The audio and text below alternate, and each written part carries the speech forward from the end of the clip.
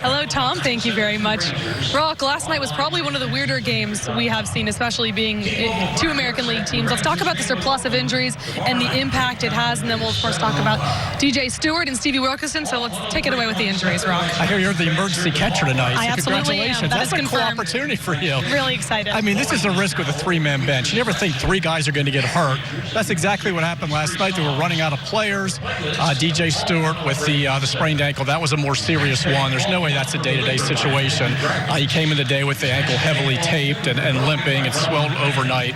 That was the bad one. But Pedro Severino, he left after getting hit on the mask. I didn't even see it. It was a couple batters, I think, later when the plate umpire was asking, how are you doing? And he was like, I feel a little weird, but I don't want to come out of the game. And Brian O'Nora motioned the Oriole dugout immediately, wisely, because you can't gut it out through a possible concussion. Yeah. He passed all the concussion tests. He said that he could be used in emergency tonight if needed, but he'll be in the lineup tomorrow, he claims. And Jonathan Villar, he said he might need a day, maybe 2 more days after injuring his right thumb, which he claims sliding into second base, he jammed it on a fielder's glove. He injured the same thumb last year. He said, you remember that? And I pretended I did. I didn't remember that, but apparently he had. So maybe it's related. So he could be used out in emergency if needed. Brandon Hyde said maybe he's a defensive replacement or a pinch runner. He's the true day-to-day guy.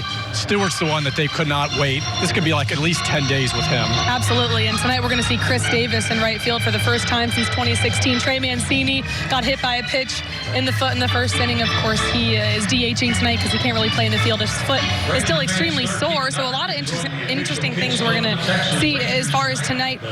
I got to ask you, what is the impact of having, we talk about it, a three-man bench, and then, of course, today all they have is Broxton. Yeah, Keon Broxton, that's the choice they made of having Stevie Wilkerson in center field tonight.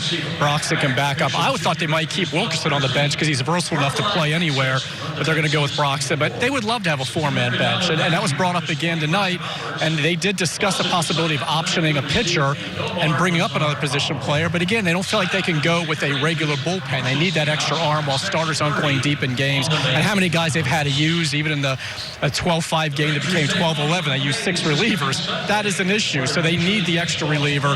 Therefore, it's still a three-man bench, but at some point, they absolutely would love to have that extra guy. Somebody, again, who's versatile enough, like a super utility guy that can play anywhere. Now, David Hess really needs to try to go deep in this ball game to save that bullpen.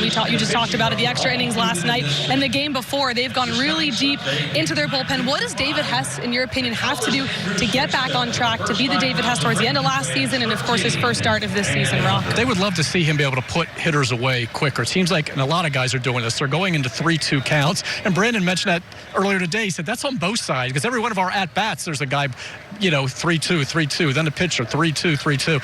And David has had trouble putting guys away. And then you get the walks, you get the elevated pitch count, a lot of foul balls. They really like to see him be more economical with the pitches that will allow him to get deeper.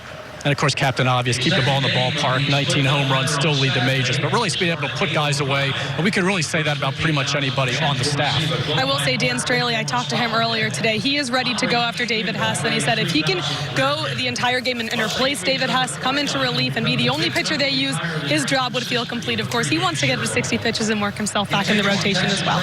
Roch, thank you so much. Thank you. Good luck tonight if they need you. Thank you so much. Tom, back to you in Baltimore. All right, thanks to Sarah. Of course, she'll be reporting during the game, and Roch will be reporting on MassSports.com.